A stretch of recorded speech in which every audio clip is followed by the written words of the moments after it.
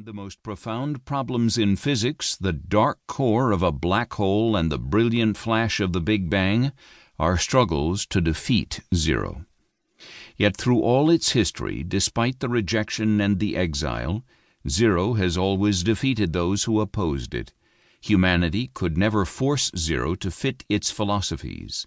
Instead, zero shaped humanity's view of the universe and of God. Chapter 1. Nothing Doing. The Origin of Zero. There was neither non-existence nor existence then. There was neither the realm of space nor the sky which is beyond. What stirred? Where?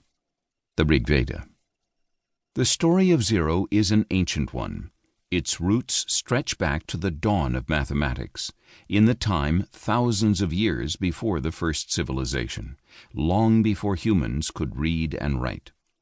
But as natural as zero seems to us today, for ancient peoples, zero was a foreign and frightening idea. An Eastern concept born in the Fertile Crescent a few centuries before the birth of Christ, zero not only evoked images of a primal void, it also had dangerous mathematical properties. Within zero there is the power to shatter the framework of logic.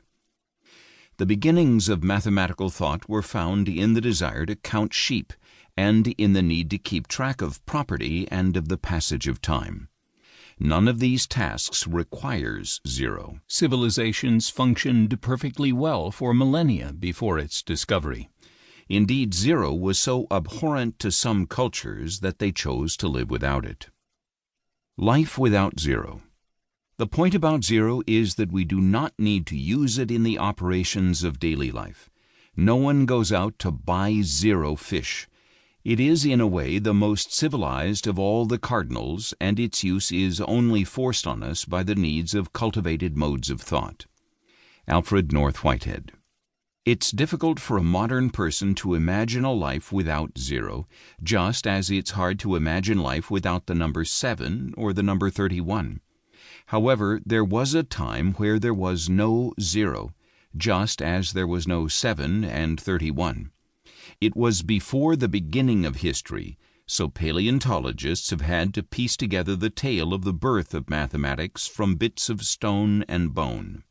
From these fragments, researchers discovered that Stone Age mathematicians were a bit more rugged than modern ones. Instead of blackboards, they used wolves. A key clue to the nature of Stone Age mathematics was unearthed in the late 1930s when archaeologist Karl Absalom, sifting through Czechoslovakian dirt, uncovered a 30,000-year-old wolf bone with a series of notches carved into it. Nobody knows whether Gog, the caveman, had used the bone to count the deer he killed, the paintings he drew, or the days he had gone without a bath, but it is pretty clear that early humans were counting something. A wolf bone was the Stone Age equivalent of a supercomputer. Gog's ancestors couldn't even count up to 2, and they certainly did not need 0. In the very beginning of mathematics, it seems that people could only distinguish between 1 and many. A caveman owned 1 spearhead or many spearheads. He had eaten 1 crushed lizard or many crushed lizards. There was no way to express any quantities other than 1 and many.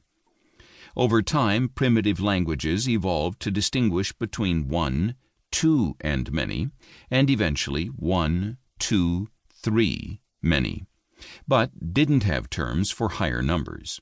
Some languages still have this shortcoming. The Siriona Indians of Bolivia and the Brazilian Yanomami people don't have words for anything larger than 3. Instead, these two tribes use the words for many or much.